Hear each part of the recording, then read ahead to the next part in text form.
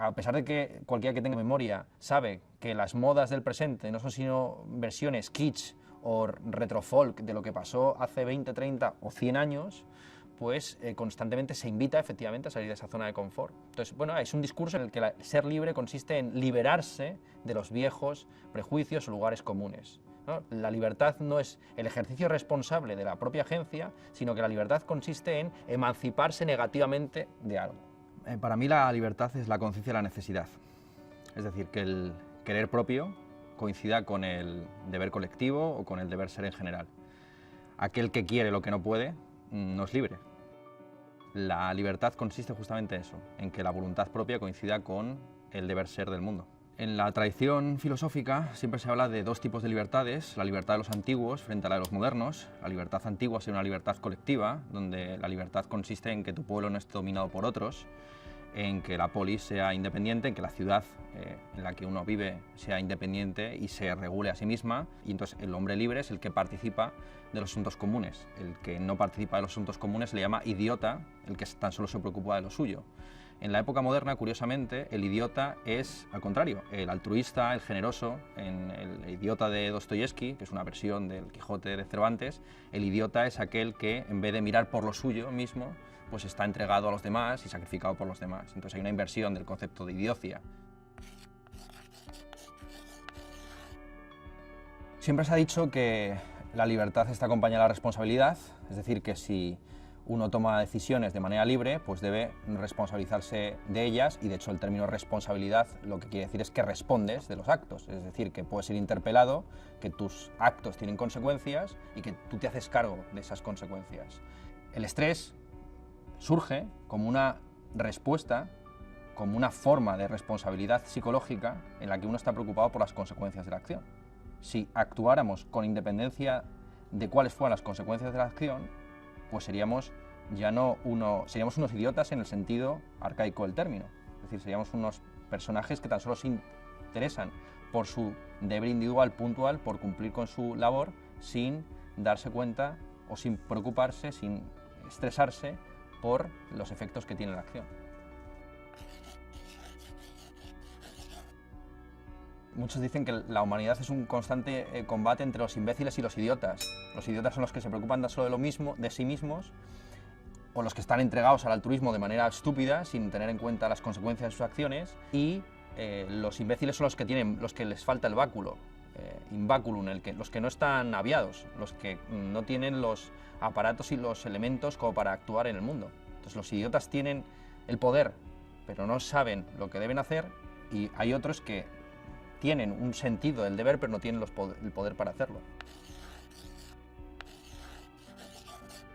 El lema fundamental para abordar estos asuntos es el famoso festina lente de los antiguos, ¿no? Vísteme despacio que tengo prisa. Hay una paradoja ahí, que es que los medios van siempre en contra de los fines, pero en la antigüedad y a día de hoy estamos dándonos prisa, tomando un montón de aviones y de medios de transporte para ir a cumbres contra el cambio climático, que van a tomar decisiones en contra de los medios de transporte con los que hemos llegado allí, ¿no? Entonces los medios siempre están en contra de los fines, ¿no? Tenemos que acelerarnos en decelerar el sistema productivo, ¿no? Tenemos que darnos prisa en que en echar el freno de mano. Hay un montón de metáforas ferroviarias acerca del cambio climático, bueno, que también es un fenómeno de estrés. El que no esté estresado ante la posibilidad del colapso medioambiental, el fin de la humanidad y todo el apocalipsis que lleva ofreciéndose como discurso medioambiental en los últimos 50 años, es que es un idiota nuevamente, ¿no? Es uno que, bueno, vive con una ignorancia estratégica. Porque si fuéramos conscientes a cada segundo que vivimos que vamos a morir, y eso no nos lo va a quitar nadie, pues probablemente no nos comportaríamos como nos comportamos. Pero de nuevo vuelvo al Mahabharata. Hay un momento en el que se pregunta qué es lo más maravilloso y sorprendente del mundo. Lo más maravilloso y sorprendente del mundo es que, habiendo tanta gente muerta, vivamos como si fuéramos inmortales. Los que están desestresados son los que están muertos. El momento en que coincidas plenamente contigo y no tengas ningún tipo de estímulo negativo externo, es que estás muñeco. O sea, los muertos están perfectamente desestresados, viven en un espacio de confort, no se salen de su zona de confort, que es la tumba en la que están enterrados. Estar vivo es estar abocado inevitablemente a esa angustia, para empezar, de que te vas a morir. Y por lo tanto que vas a tener que tomar decisiones, y que aquello por lo que eliges también te pesa como una carga, te pesa como un destino. Es un discurso que entiende siempre que hay unas coerciones, hay unas cadenas de las que debemos quitarnos, levantarnos. Es muy difícil no comprender la libertad en un sentido político. La libertad en sentido político siempre es una libertad negativa, en el sentido de una libertad antagonista. Yo no soy libre y quiero liberarme del Padre, del Hijo y del Espíritu Santo, ¿no? Quiero liberarme del Estado, o del mercado, o de la Iglesia, o de la escuela. Siempre te liberas contra alguien, cuando en realidad la libertad como responsabilidad es, insisto, darte cuenta de cuál es el deber y el querer y cómo puedes conjugar ambas cosas en tu acción. Y lo estresante, evidentemente, es ese intento de ajuste entre el querer propio y el deber ser allá afuera.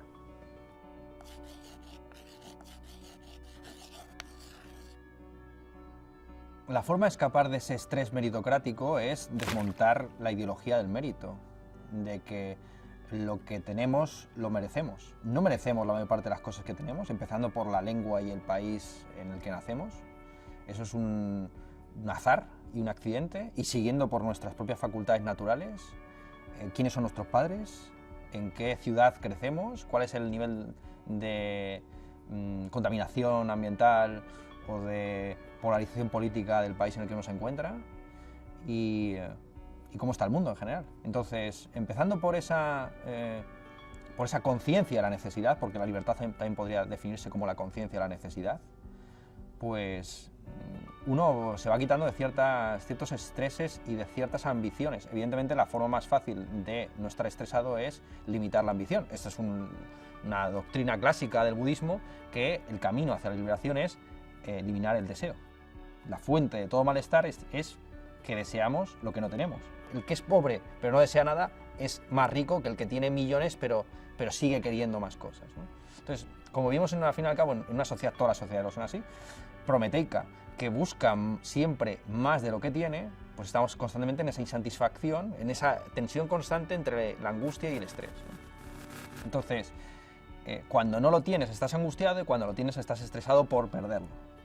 Si te desapegas de todo, de lo que tienes y lo que no tienes, y ya vives un poco al azar y a lo que va viniendo y cómo te va pegando el aire, pues supongo que... Pero bueno, hay también muchas enfermedades o muchos de estos traumas o trastornos que ya no se pueden curar con la filosofía. Yo también digo que la filosofía no sirve para todo. En ese sentido, hay muchas de estas patologías que ya son irreversibles, pero porque forman parte del mundo en el que vivimos. Entonces, el mundo en el que vivimos requiere de mucha competencia y de mucho ensayo y error, donde un montón de individuos son desechados como escoria, como basura social, para la selección de unos pocos privilegiados o que van a escalar en esa escalera presuntamente meritocrática hacia los puestos de poder, responsabilidad y riqueza. Y es muy difícil, en realidad, escapar de la ideología meritocrática, porque uno de los pocos incentivos que tenemos para actuar es que pensamos que nuestras acciones tienen consecuencias y que las cosas que buscamos por medio de la acción se consiguen. En el fondo, aunque uno sea consciente de que es más importante los amigos que tienes que el mérito individual, pues lo único que tú puedes cambiar en el fondo es el mérito individual. O sea, al final lo único que puedes cambiar es lo que tú haces, si te levantas a las 8 de la mañana o a las 9 de la mañana o te quedas todo el día durmiendo. A lo que nos enfrentamos con las políticas neoliberales desde los años 80 en adelante, en los últimos casi 50 años, es a una destrucción y atomización de la sociedad en los niveles clásicos del sindicato, la empresa, etcétera, y una reterritorialización, una rearticulación moral en el campo familiar e individual. Entonces, la famosa frase de Margaret Thatcher es un ejemplo perfecto. No existe la sociedad, solo existen los individuos y sus familias. Entonces, una remoralización del individuo. Y en eso consiste el estrés. Un lema clásico del 15M del que todavía me acuerdo es: no vayas al psiquiatra, funda un sindicato. Un lema romano clásico es este de Societas delinquere non potest. La sociedad no puede delinquir. No existe la culpa colectiva. La culpa colectiva es como se entendía tradicionalmente el pecado y la redención. Tú cometías un crimen y no solamente se te castigaba a ti, sino que se castigaba a tus hijos y a los hijos de los hijos. Entonces, es inevitable que haya una privatización del estrés y una privatización de la responsabilidad y de la culpabilidad. Porque lo contrario sería volver a esas versiones primitivas y bárbaras donde hay una culpabilidad colectiva que se expía o bien simplemente con unas metáforas y con unos sacrificios rituales o de una manera muy concreta que es haciendo que paguen justos por pecadores.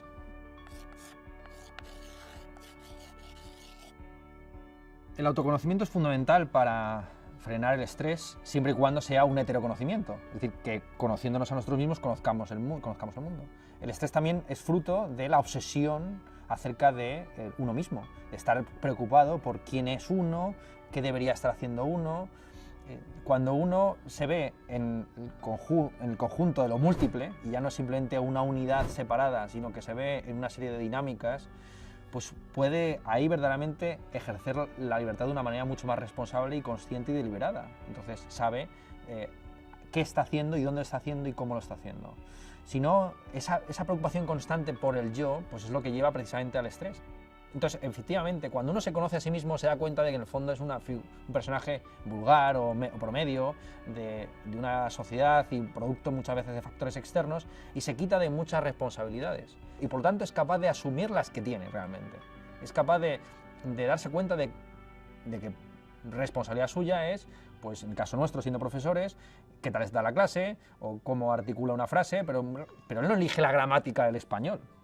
Claro, una sociedad en la que te viene todo dictado desde arriba y lo que quieres incluso no es una decisión individual, sino que viene impuesto por el padre, por la iglesia, por la escuela, por el Estado, es una sociedad que genera en principio menos estrés que una sociedad que pone toda la carga, que pone toda la carne en la libertad individual, en lo que uno quiere, en la vocación, en aquellas cosas que presuntamente elegimos. Es claro, lo que hay que hacer es desmontar esa ideología voluntarista, según la cual ser libre consiste en poder hacer lo que uno quiera. Pero claro, ¿uno elige acaso sus deseos? Esa sería, por ejemplo, otra forma de explicar la libertad como conciencia de la necesidad a alguien que no es pana de filosofía. Si la libertad es poder hacer lo que yo quiera, ¿quién ha elegido esos deseos o creencias que vienen ya dados de antemano? ¿Quién ha impuesto esos deseos? Esos deseos vienen producidos, evidentemente, inevitablemente, por factores externos como la publicidad, los medios de comunicación, la familia, la sociedad en general.